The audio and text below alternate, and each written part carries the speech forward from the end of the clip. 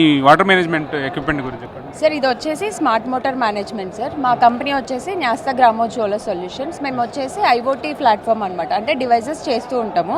ఇదేంటంటే కనుక మన మోటార్స్ ఉంటాయి కదా పొలంలో, దానికి మన డివైస్ సెట్ చేస్తాం. అంటే ఇప్పుడు ఆటో స్టార్టర్ తీసేసి మన డివైస్ పెడతాం. దీనివల్ల ఏంటంటే ఇప్పుడు నార్మల్గా ఫార్మర్స్కి ఎక్కువ వచ్చే ఇష్యూస్ ఏంటంటే స్టార్టర్స్కి మనకి పవర్ వోల్టేజెస్ హై ఆర్ లో వచ్చినప్పుడు లేదా డ్రై రన్ ఉన్నప్పుడు మోటార్స్ కాలిపోయే ఛాన్స్ ఉంటుంది సార్. వన్స్ మన డివైస్ ఫిట్ చేయడం వల్ల ఏంటంటే మనము ప్రొటెక్షన్ ఉంటుంది మోటార్కి. ఎందుకంటే మేము డివైస్ ఇచ్చేటప్పుడు ఒక ప్రొటెక్షన్ లిమిట్ సెట్ చేసి ఇస్తాము. దానికంటే ఎక్కువ ఆర్ తక్కువ వస్తే ఆటోమేటిక్గా డివైస్ ఆగిపోతుంది. అలాగే ఇప్పుడు డ్రై రన్ కండిషన్లో కూడా డ్రై రన్ డిటెక్ట్ చేసి డ్రై రన్ ఉన్నంత వరకు మోటార్ ఆన్ అవ్వదు. వన్స్ ఎప్పుడైతే నీళ్లు మళ్ళీ పోస్తుందో మోటార్ అప్పుడు ఆన్ అవుతుంది. అలాగే ఫ్యూజ్ కానీ ఫేస్ పోయినా కూడా సేమ్ అంతే సార్, ఆఫ్ అవుతుంది. దాని తర్వాత మనకు అలర్ట్ SMS వస్తుంది. ఇంకా ప్రైజింగ్ విషయానికి వస్తే ఇట్ స్టార్ట్స్ ఫ్రమ్ 4000 సార్. 4000 నుంచి స్టార్ట్ అవుతుంది. అలాగే సిమ్ కూడా, అంటే దీనికి సిమ్ తోటి ఆపరేట్ చేస్తాము. సిమ్ కూడా ఇప్పుడు బయట ఎక్కువ అవుతుంది. అంటే ఇప్పుడు మనం మన సిమ్కి రీఛార్జ్ ఇలా 200-250 చేసుకుంటాం కదా, ఇయర్లీ 3000 అవుతుంది. మా డివైస్ పెట్టుకోవడం, మేము సిమ్ ఏంటంటే 800కి 1 year రీఛార్జ్ ప్రొవైడ్ చేస్తాం సార్. ఫార్మర్ సిస్టము, సిమ్ మాతో అయినా తీసుకోవచ్చు, లేదు బయట అయినా తీసుకోవచ్చు. దీంతో ఏంటంటే ఇంకా యాడ్ ఆన్స్ పెట్టుకోవచ్చు. అంటే మన మెయిన్ డివైస్ తోటి వాళ్ళు వాల్స్ ఆపరేట్ చేసుకోవచ్చు. సౌండ్ సిస్టమ్, అంటే యానిమల్స్ని స్కేర్ చేయడానికి సౌండ్స్ వాడచ్చు. ఆటోమేటిక్ వాటర్ లెవెల్ కంట్రోలర్, ఇలా యాడ్ ఆన్స్ అన్ని పెట్టుకోవచ్చు. కస్టమైజ్ చేస్తాం సార్.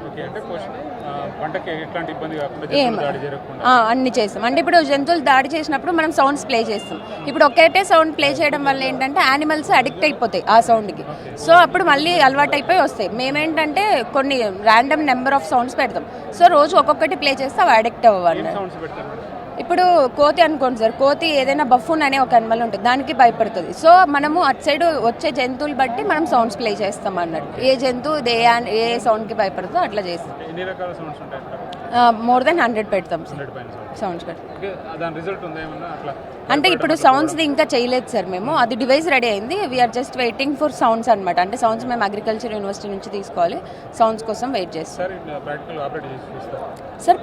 ఇక్కడ ప్రాక్టికల్గా రాదు సార్. అంటే స్టార్టర్కి పెట్టాల్సి ఉంటుంది. సో ప్రాక్టికల్గా ఫార్మర్ లొకేషన్లోనే పెట్టగలం. ఇక్కడ సిమ్ స్లాట్ ఉంటుంది. ఇది మాన్యువల్ స్విచ్. అంటే ఇన్ కేస్ ఫార్మర్ మాన్యువల్గా వెళ్ళి ఆన్ చేసుకోవాలి, ఆఫ్ చేసుకోవాలని మాన్యువల్గా ఆన్ చేస్తాం. ఈ కాయిల్స్ వచ్చేసరికి రీడింగ్, అంటే మనకు వోల్టేజ్ ఎంత వెళ్తుంది ఏంటి అని రీడింగ్స్ కోసం. ఈజీ ఇన్స్టలేషనే ఉంటుంది సార్. ఇన్స్టలేషన్ కూడా మనము ఫార్మర్ ఆటో స్టార్టర్ ఎలా ఫిట్ చేసుకుంటారో అలానే ఫిట్ చేసుకోవచ్చు. అంటే ఈ మేనేజ్మెంట్ ఎక్విప్మెంట్ యాడ్ చేసిన తర్వాత ఫార్మర్ ఎక్కడి నుంచైనా ఆపరేట్ చేసుకోవచ్చు సార్. ప్లస్ మోటార్కి ప్రొటెక్షన్ కూడా ఉంటుంది. ఇప్పుడు నైట్ టైమ్స్ వెళ్ళడం వల్ల ఏంటంటే ఫార్మర్స్కి పాము కుట్టడం అలాంటివి ఉంటాయి కదా. సో మన ఏంటంటే తను టైమింగ్స్ కూడా సెట్ చేసుకోవచ్చు. ఇప్పుడు డైలీ తనకి 4 hours ఆన్ అవ్వాలి, 4 hours ఆఫ్ అవ్వాలనుకున్నాను. టైమింగ్స్ కూడా సెట్ చేసి ఆన్ చేసుకోవచ్చు, ఆఫ్ చేసుకోవచ్చు. మా పేరు పెద్దరామిరెడ్డి అండి. ఇప్పుడు మేము వచ్చేసి ఈ పెరటి తోటలు కానీ అట్లాగే టెర్రస్ గార్డెన్ మీద పండించుకునేదానికి, వాళ్ళు సొంతగా పండించుకునేదానికి విత్తనాలు మినీ కిట్లుగా ఇస్తూ ఉంటాయి. అందులో సేంద్రియంగా కొంచెం వారికి పాత విత్తనాలు, అంటే నాటు విత్తనాలు సేకరించి సప్లై చేస్తూ ఉంటామండి.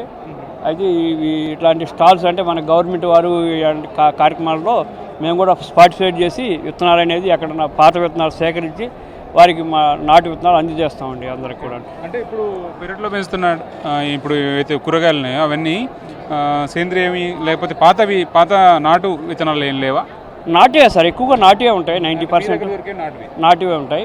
ఇంకా ఎక్కడన్నా వేరే ప్రాంతాల్లో కూడా ఇంకా ఎక్కడన్నా మంచి వెరైటీలు ఉంటే మన ప్రాంతానికి అనుగుణంగా ఉండే విత్తనాలు కూడా సేకరిస్తూ అవి కూడా సప్లై చేస్తుంటామండి పెరటి తోట. మీ దగ్గర చాలా పురాతనమైన, చాలా తక్కువ కనిపించే నాటు విత్తనాలు ఏమున్నాయి చెప్పండి. తక్కువ అంటే మామూలు ఆకుకూరలు అయితే అన్నీ కూడా నాటే ఉంటాయండి. కూరగాయ విత్తనాలు వచ్చేసరికి కొన్ని గోరుచిక్కుడు కానీ, అట్లాగే చెట్టు చిక్కుడు కానీ, అలాగే తేగ చిక్కుడు, అంటే పెరటి తోటలో తేగ గనుపు చిక్కుడు అంటారు, అది కూడా మంచి వెరైటీలు ఉంటాయి. అట్లాగే బీరకాయ కూడా పురాతనం ఉంటుంది.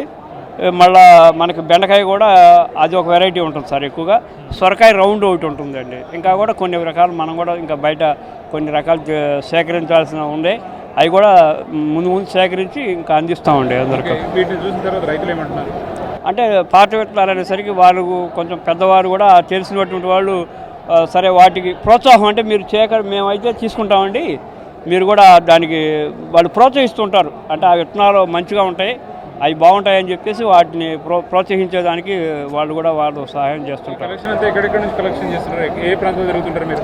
మేమంటే అన్ని చోట్ల, అంటే తెలంగాణ, ఆంధ్రప్రదేశ్ 2 ప్రాంతాల్లో కూడా స్టాల్స్ పెడతాం. 2 ప్రాంతాల డిపార్ట్మెంట్లు కూడా మాకు అవకాశాలు ఇస్తుంటారు. సేకరణ ఎక్కడ నుంచి చేస్తారు?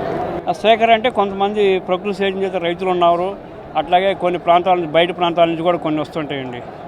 అన్ని ప్రాంతాల రైతులు కూడా కలయికతో జరుగుతాయి ఇవన్నీ కూడా. ఒకే ప్రాంతం కాకుండా అన్ని ప్రాంతాల రైతుల యొక్క సహకారం ఉంటేనే ఇట్లాంటివి కొన్ని చేయడానికి అవకాశం ఉంటుంది. ఇంకా ముందు కూడా బాగా పాత విత్తనాలు కూడా సేకరించి కొంచెం వాటిని కూడా డెవలప్ చేసేదానికి కృషి చేస్తారు.